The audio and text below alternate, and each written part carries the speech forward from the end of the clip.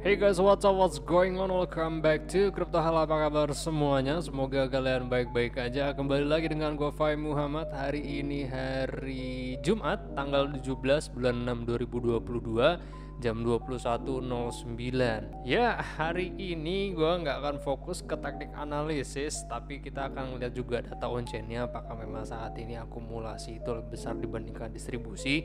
Karena memang harapannya seperti itu ya. Cuman kalau sekarang memang gue mau melihat beberapa berita atau menginformasikan beberapa berita kepada teman-teman yang mungkin akan penting terkait kemajuan atau proses pergerakan harga saham Amerika, terus juga ya global market saat ini bagaimana, dan juga pasar Bitcoin.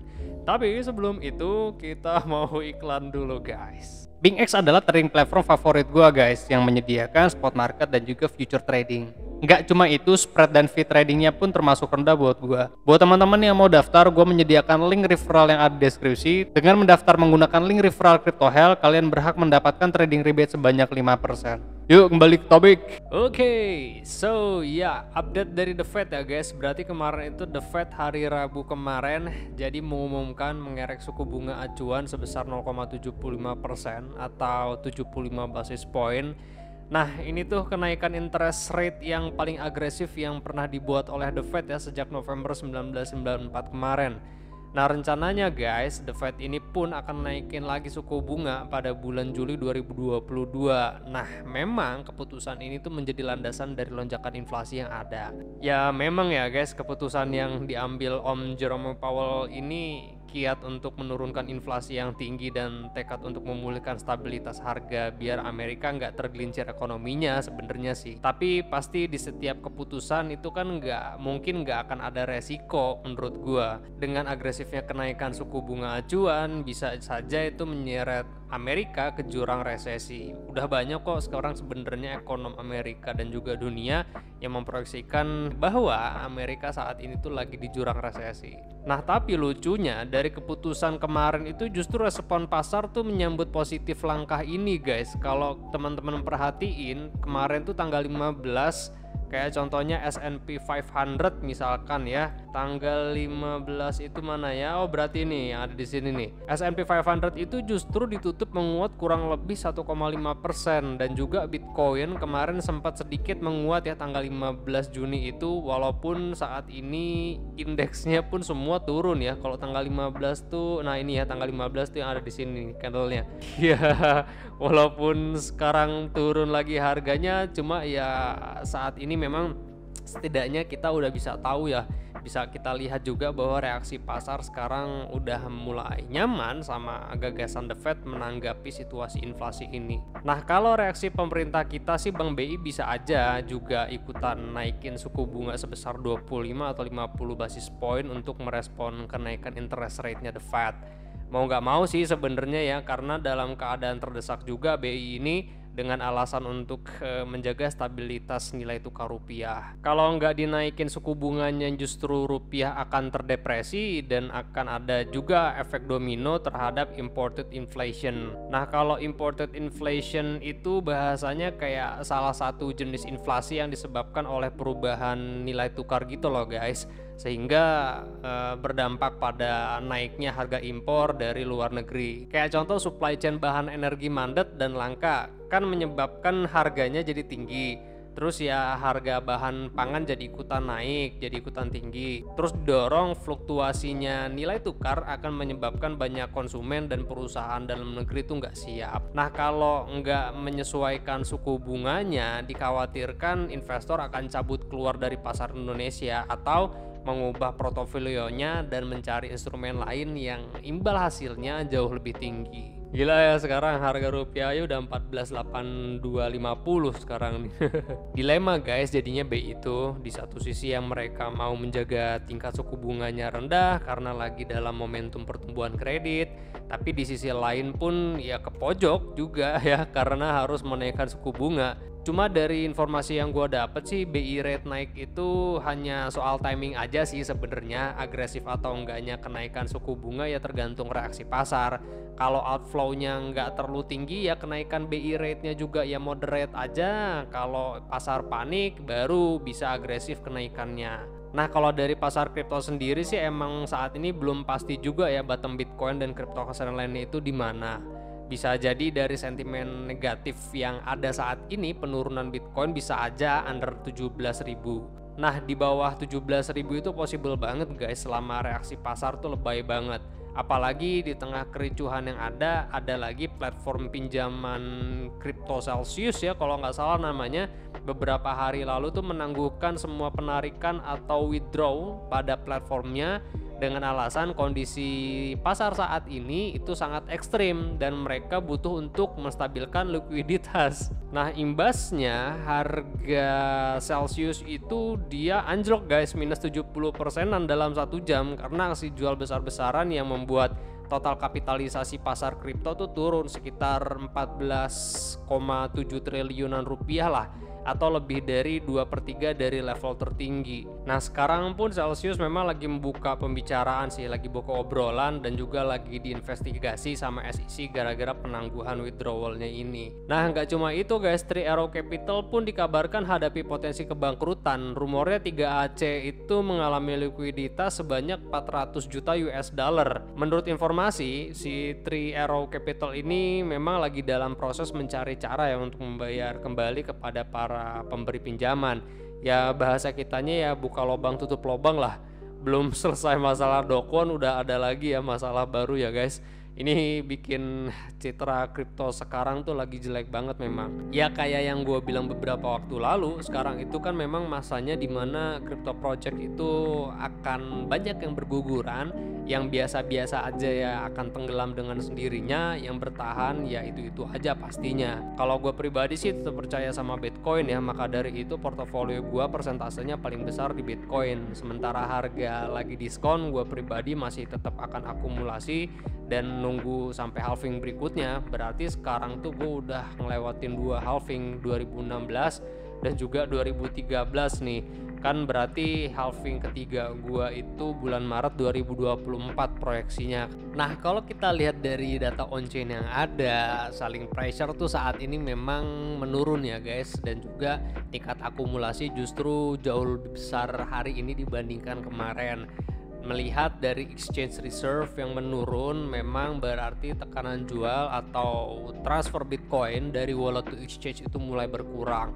Kita melihat juga komparasi per 7 hari belakangan, kalau kita lihat exchange net flow pun memang jumlah deposit yang masuk ke dalam exchange itu jauh lebih kecil dibanding sebelumnya. Berarti kesimpulannya adalah tekanan jual pun bisa lebih rendah daripada sebelumnya. Nah, dari sini yang perlu kita perhatikan itu adalah miner positions index, karena ini adalah aktivitas transfer Bitcoin dari wallet para miner ke dalam exchange untuk diperdagangkan. Kalau kita lihat sekarang kan actively selling ya. Terus kalau kita lihat berdasarkan matrix pun yang naik, dia lebih dari 2,1 berarti indeksnya.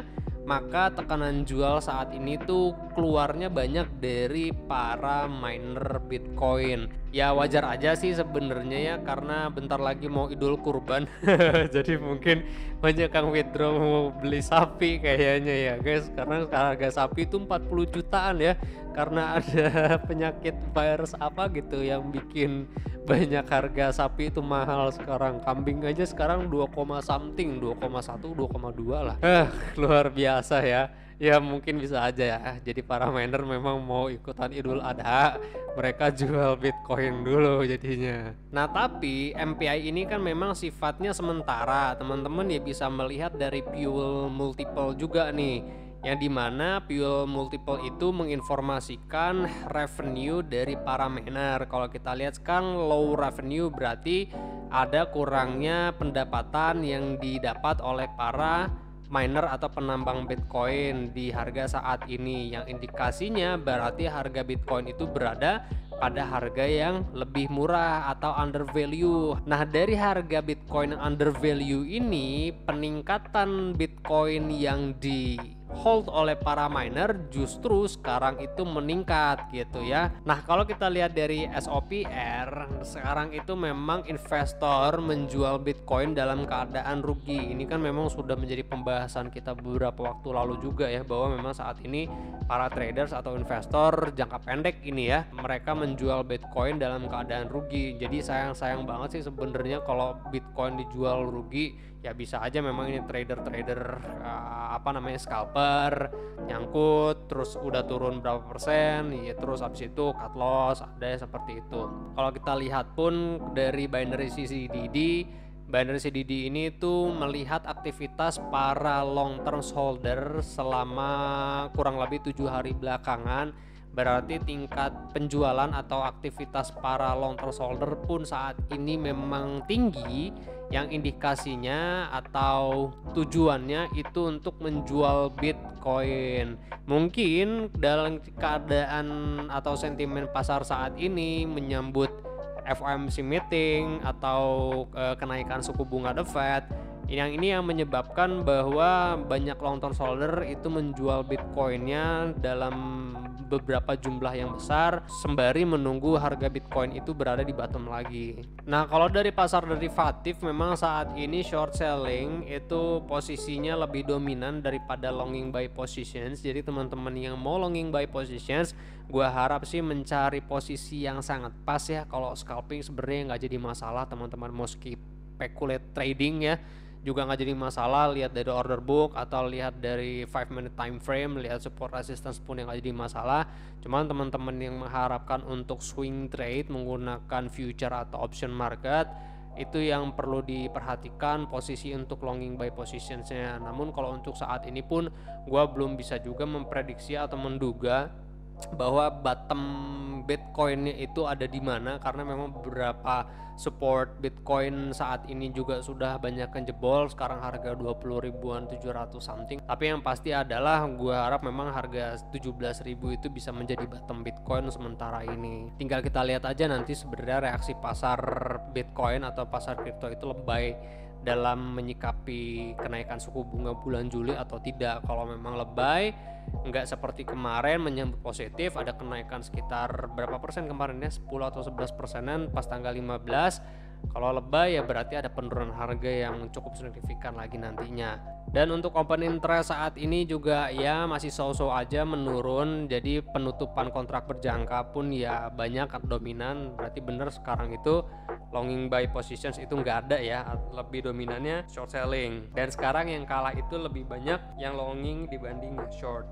Dan kalau kita lihat berdasarkan technical indicator ya tetap kita lihat dari weekly ke daily, banyak indikator seperti MACD dan juga RSI atau stokastik pun yang memberikan sinyal oversold. Jadi ya teman-teman tinggal mengambil kesempatan atau melihat aja di manakah bottom Bitcoin, atau kalau teman-teman mau mencari tunggu triangle dulu deh. Kalau udah ada triangle kan kita bisa memutuskan apakah memang harga naik atau justru harga itu turun. Lihat berdasarkan si polanya itu apa. Bisa aja kalau bearish ya turun, bearish pattern. Kalau ya bullish pattern seperti bullish pennant bentuknya M gitu, ya berarti dia harganya naik.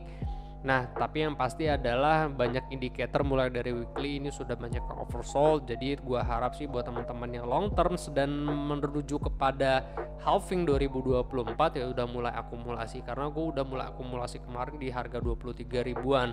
Tinggal nanti lihat apakah bisa kena 19.000 atau tidak. Kalau bisa kena 19.000 gua harap bisa kena 17, karena 17 itu adalah entry bottom gua banget gitu. Entry bottom gua banget dong istilahnya. Ya, dari analisa yang ada gue masih sama ya guys. Berarti masih di sini-sini aja. Daily time frame ini sebenarnya udah ada bullish divergence guys. Kalau teman-teman perhatikan pada RSI dan juga MACD. RSI itu udah membentuk lower dan higher low. Terus MACD pun ya dari sini tinggal kita menunggu golden cross aja. Di sini ya berarti tinggal menunggu golden cross, tapi overall sih sudah membentuk lower dan higher low. Ini tinggal menunggu yang di sini dia golden cross dan teman-teman bisa mengambil keputusan untuk longing buy position atau tidak. Sementara gue masih menunggu harga itu di kisaran harga 17.600 17.600-an lah, atau iya 17.600-an. Tinggal apa nanti skenarionya, tinggal kita lihat aja reaksi pasar, apakah nanti dia akan new all time high langsung seperti S&P 500 tahun berapa, 70-an kalau nggak salah ya. Crash sebelumnya pun sama. Nah dari sini ya harga itu langsung bergerak naik, seperti juga kapan ya, ini new all time high tahun 73, terus bottomnya broken dari level support, ini fake out, naik lagi langsung new all time high gitu ya. Ya possible banget kalau ternyata memang mengikuti seperti S&P 500 ini, ya boleh jadi gitu ya. Jadi ya nggak ada skenario aneh lah gitu. Tapi kan kita juga harus menghitungkan berdasarkan skenario technical analisisnya, possibility-nya. Kalau ternyata reaksi pasar ya so-so aja, berarti masih bisa sideways di sini. Ntar kita akan hitungkan berdasarkan Elliott wave-nya. Tapi kalau reaksi pasar menyambut halving bagus, ya berarti bisa langsung new all time high kayak gitu kan. Nah kalau untuk smaller time frame-nya sih sekarang Fibonacci 2.12 di harga berapa, 20.317 ya, menjadi level support. Untuk saat ini time frame 4 high ya oversold, dan belum ada indikasi dead cross juga. Kalau indikasi dead cross berarti masih ada potensi turun membentuk lower low. Tapi sementara ini sih pada time frame 1 jam memang ada bullish divergence, dan pada kedua indikator pun dia masih bagus, belum ada indikasi dia dead cross. Walaupun kita lihat si garis MA ini dia menukik, tapi kesempatan untuk kembali lagi pun masih bisa apabila memang ada yang menjaga likuiditas di harga 20.300 ini tidak menurun lagi ya, nggak jebol lagi, ada yang menahan likuiditas lah istilahnya. Nah yang paling pasti dari support ini gue masih expect bahwa kenaikan masih sama 25.000 paling deket gitu. Tapi ya teman-teman jangan expect terlalu tinggi untuk saat ini bahwa harga naik, karena memang hari ini FOMC meeting tuh terakhir ya guys. Om Jerome Powell itu ada testimoni lah nanti sekitar jam 8.45 waktu Amerika. Mungkin di kita tuh sekitar jam 1 malam ya. Jadi teman-teman harus perhatikan jam 1 malam nanti, di kita berarti tanggal 18, di mereka tanggal 17. Teman-teman kalau mau nonton di sini bisa ada federalreserve.gov, terus habis itu teman-teman ke news and event, terus teman-teman ke studio video maksud gua, terus teman-teman klik yang ini Federal Reserve Live. Ini dia ntar akan live. Sekarang belum mulai. Jadi teman-teman bisa nonton live di sini ya. Oke, mungkin ini analisa yang gue bisa sampaikan malam ini. Semoga membantu teman-teman dalam mengambil keputusan, dan informasinya membantu teman-teman juga. Dan mungkin besok gue nggak akan memberikan analisa atau tidak akan membuat video, karena besok pagi gue mau rapid test atau antigen lah ya. Karena jam 5 sore gue berangkat naik kereta dari Pasar Senen ke Madiun. Tapi gue akan bikin vlog, jadi teman-teman gue harap nonton nanti vlognya ya. Gue mau belajar ngevlog lagi, coy, udah lama banget nggak ngevlog, jadi kayak agak kaku gimana gitu ya kalau ngevlog di tempat umum banyak orang diliatin, malu. Dan juga gue akan sedikit masukin beberapa vlog mulai Juni ini, karena ada banyak momen-momen yang gue abadikan selama 10 hari di Basecamp Asik Plus, terus juga di saat gue ulang tahun kemarin tanggal 9. Jadi stay tune untuk vlognya. So thank you very much for watching. Gue Fai Muhammad. Kalian jangan sakit-sakit sehat terus, karena sehat tuh mahal. I'll see you guys on the next video. Peace out.